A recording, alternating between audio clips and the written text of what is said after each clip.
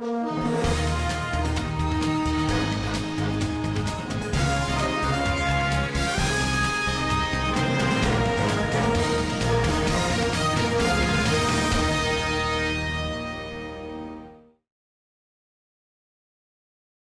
is Thursday, April 9th.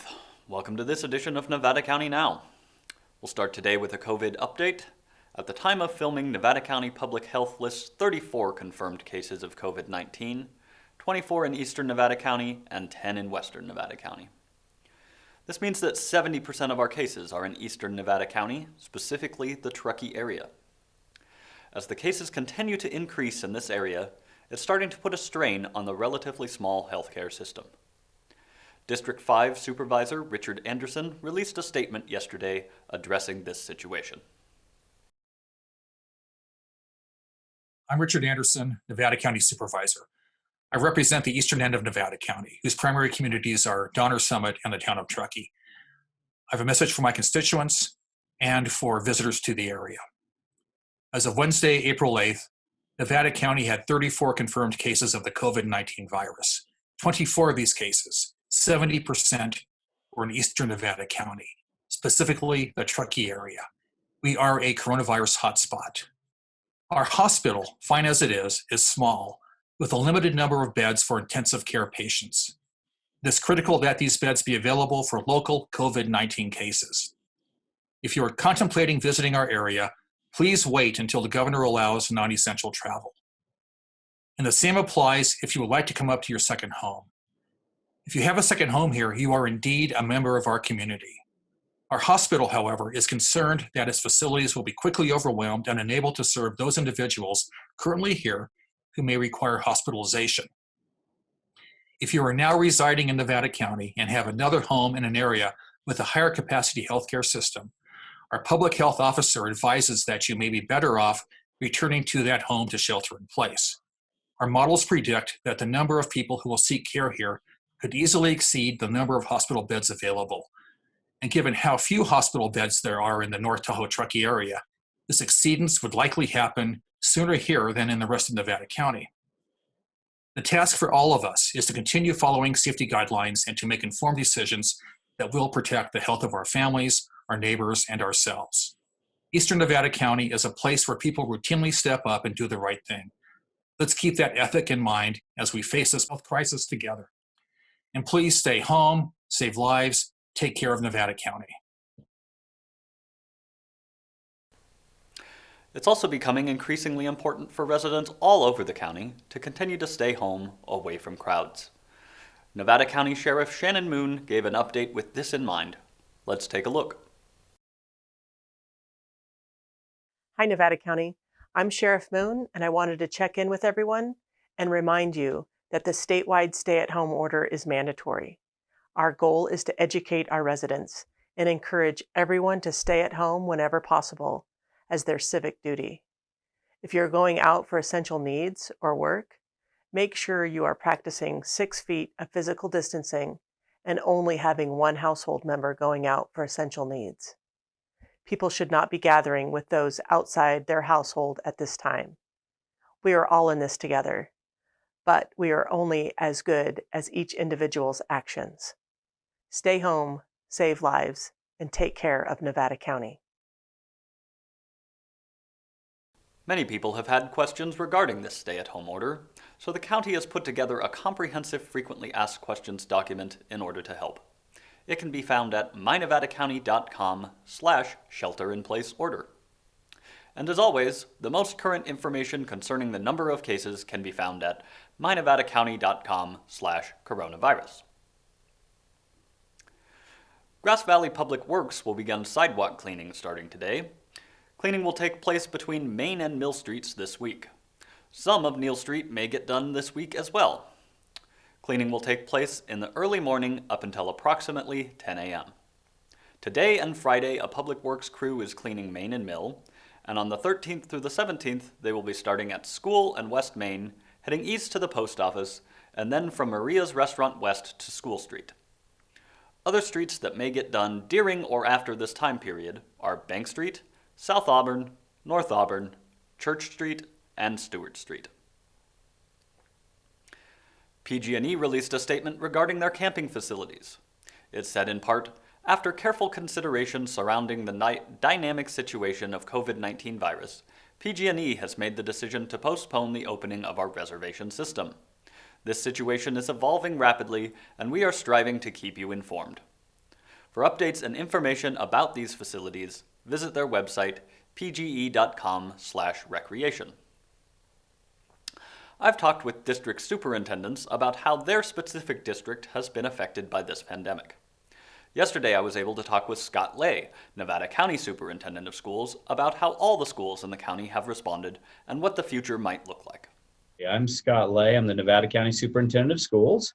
Been in the position for about 2.5 years now. I work right across the street from you, and under normal conditions, I just walk over there and come to the studio. But in Absolutely. our new world, we're doing this by Zoom. And my job as superintendent is to oversee the school districts in our county, making sure really the main function is that they are fiscally responsible, following all state guidelines, all federal guidelines, and doing a great job for our kids. Okay, That great. kind of is the job in a nutshell. So how does that differ from the other superintendents that I've talked to? What is different? Great question. And oftentimes it's confusing. What does the county superintendent do versus the district superintendent? So each district is an independent entity. They're governed by their board and who picks a superintendent. This position is an elected position as well as the county board. So we're elected by the people of Nevada County. What I do specifically is, like I said, oversee the schools. I superintend the schools, and that makes sure everybody's following the rules. And as I mentioned before, the main function is to make sure that the schools are being fiscally responsible with their budget, spending the taxpayer money wisely. We're really the conduit between federal, state, and local districts. So we're making sure that as policies are developed and sent out, that we're overseeing those, making sure they're being implemented. We also do a lot of professional development for our school districts, and charter schools as well. I don't want to leave them out. Right. So we do that. We, like I said, professional development, we do a lot of teacher training, we do administrator training, we have meetings with all these groups once a month, now all by Zoom, still going on. So we run the foster youth program here for all the schools, the Indian education program for the schools. We run the juvenile court schools here. So that means juvenile hall. We have a program there. We run the special education programs for our moderate to severe students in transitional kindergarten up through grade 8. So that is just a sampling of what we do. It's a big job, but it's a great job. Yeah, absolutely. Yeah. So then from your perspective, how would you say the school system as a whole up here has dealt with this situation so far? Well, I think we've done very well. This is something brand new. This is something none of us ever have seen in our lifetime and hope to never see again. There's no playbook on how you deal with this. We had preparations for pandemics in the past, H1N1 and things like that, but this was the real deal. Yeah. We actually responded much more rapidly than other counties.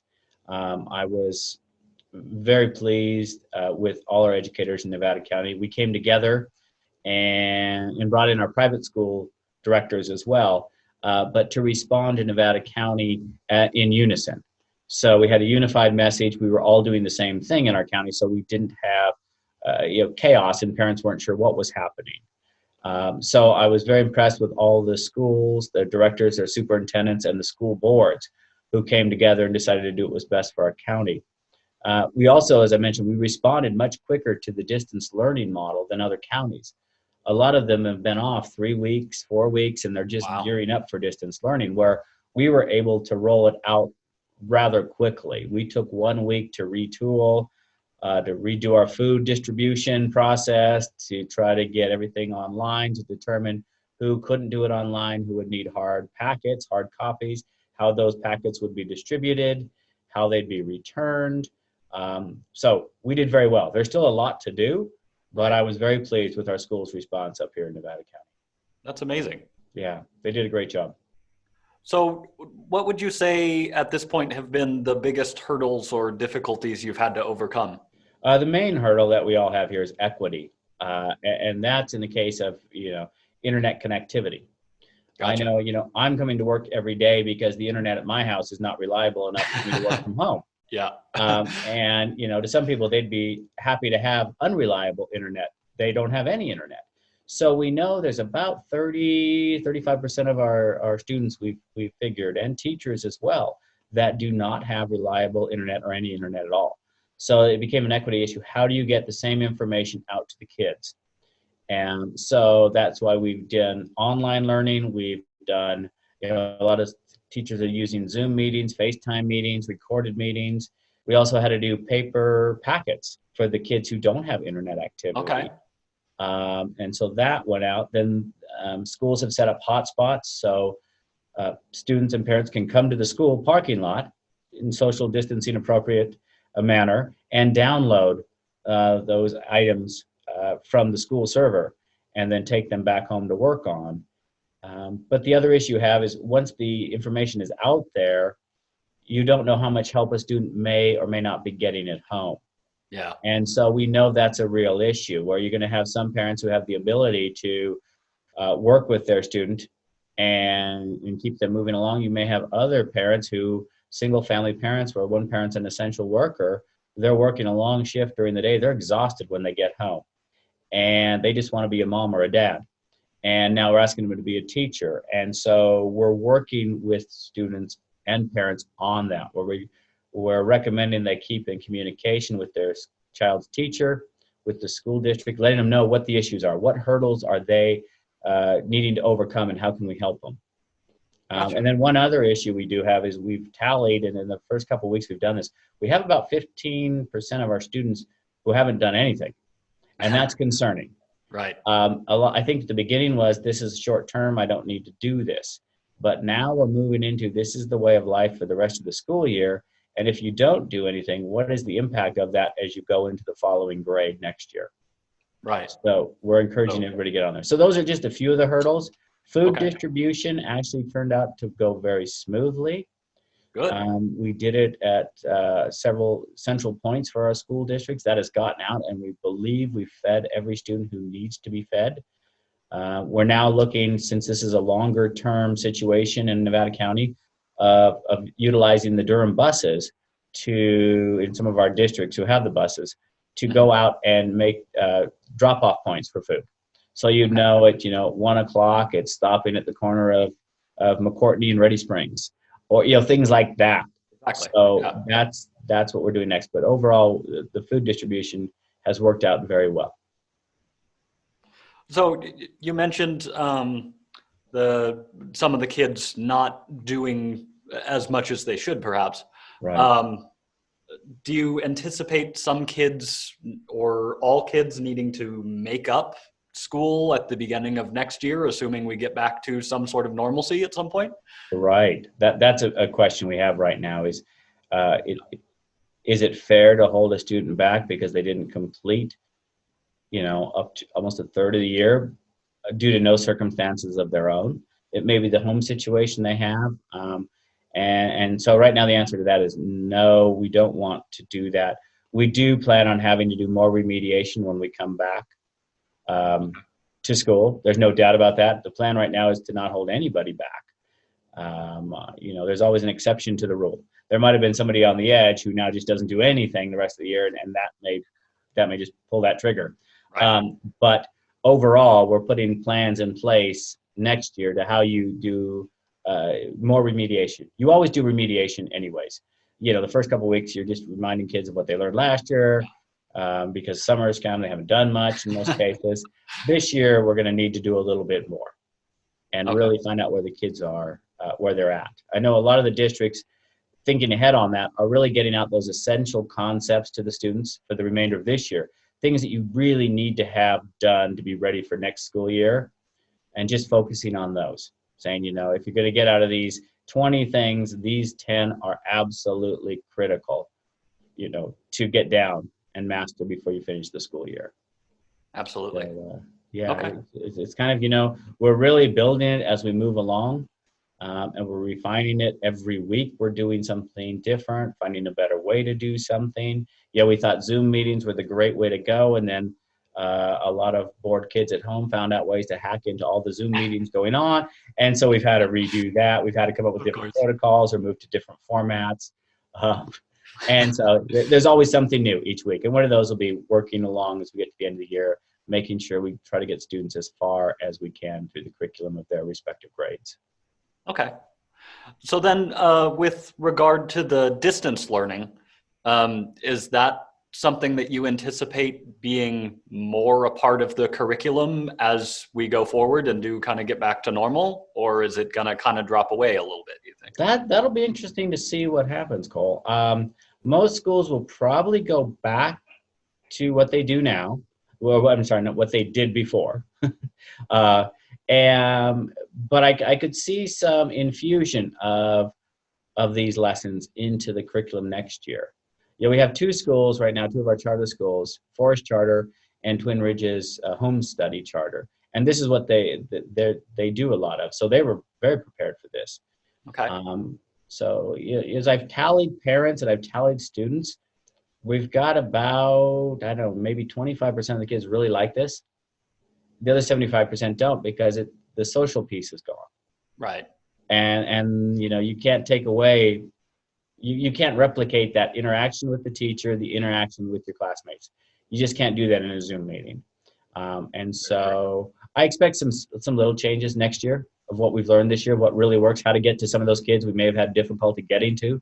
This is a great learning model. But overall, I think people will be quite happy to get back to the classroom, back to that one-on-one with the teacher, back to seeing their friends, back to hanging out, just getting back to normal. Yeah, absolutely. Yeah.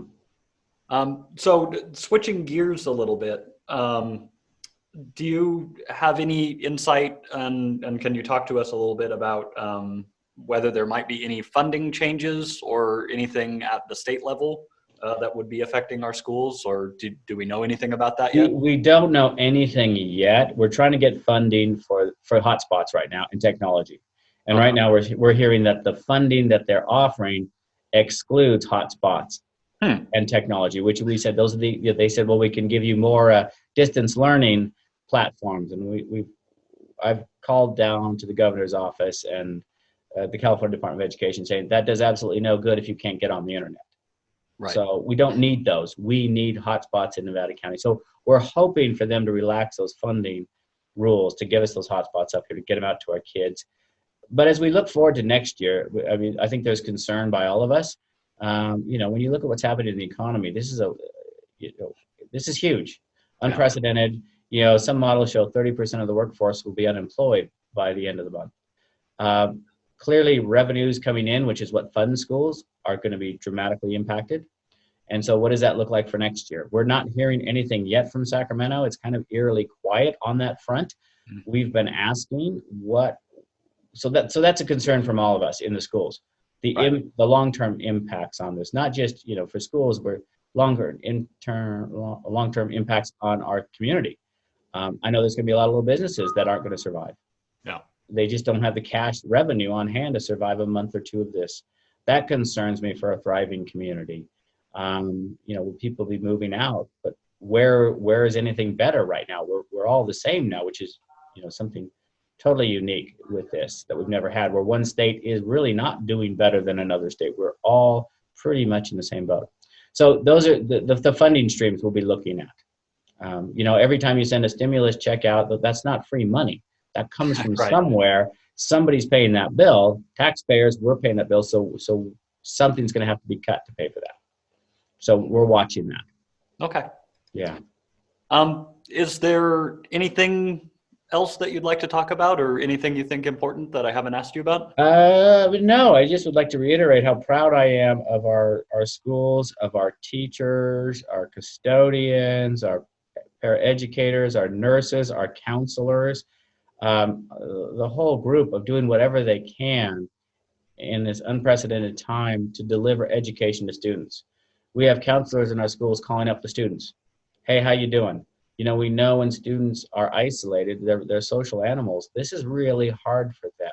Yeah. You've got family dynamics changing because now you're all cooped up in the house together.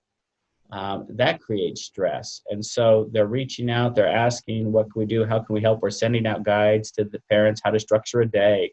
What does your day look like, for your student to help them succeed? So I'm very proud of all the things that they're doing to reach out, and just encouraging parents and students, please reach back out to us as the administrators of the school, as the teachers of the school, the counselors of the school, and tell us what else do you need, and we will certainly try to get that to you. But what are the hurdles right now? And we want to help out with that. Thanks for talking with me, Scott. And again, great job to all our school staff and teachers. We appreciate your hard work. As we've been perusing the internet in search of stories, we found a few historical tidbits some of you may find interesting. On this date in 1927, Mae West was arrested and prosecuted on morals charges and sentenced to 10 days in jail for public obscenity for her role in a play. Hard to imagine that happening today. Also, in 1959, NASA introduced America's first astronauts to the world. How far we've come in such a short time. Many people in our community are going above and beyond. Everything from shopping for seniors to delivering food to printing masks and making hand sanitizer. If you have a story of someone performing an act of kindness, we'd love to hear it. Visit our website and leave us a message. Nevada County Media was only able to get one music show done in our new studio before having to close its doors, just like many other businesses in the community. We know once we are able to get back together, we will be making beautiful music together. We wanted to leave you with one song from that episode. Local musician Matt Draper helped us break in our new studio, and we know you will love his creativity. Remember, everybody, stay safe, take care of each other. We'll see you tomorrow. This is a song called Land of a Dream, and it kind of touches about one of those overarching themes about just all states of consciousness just being, if not equal, at least just as real, subconscious, unconscious, right here and now. And that's why they say music is the best form of art, because it has that permanence of a painting, but the temporariness of a dance, because we're right here.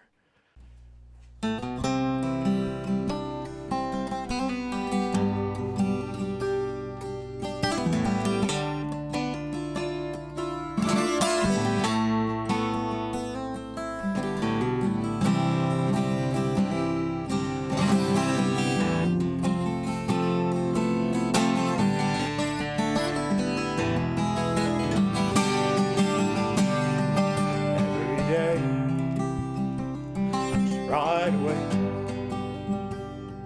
wake up strong to belong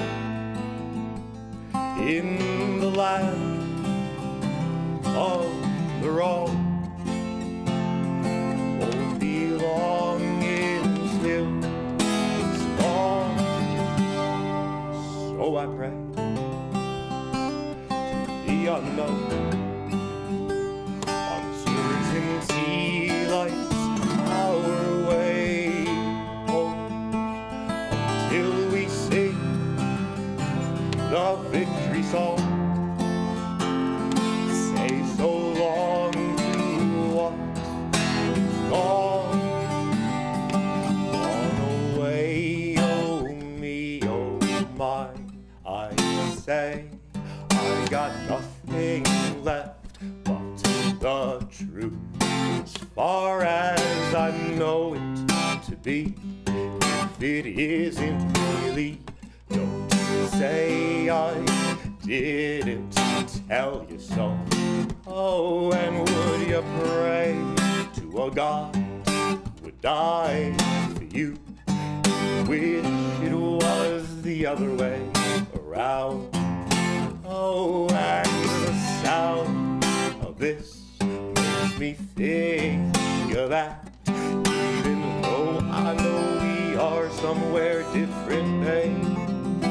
In between the land of the dream, where we fall in the rain, pick up what was left behind last time, grew from pain, ended up all only difference, strength in what is said, when it comes from a truth we all never knew.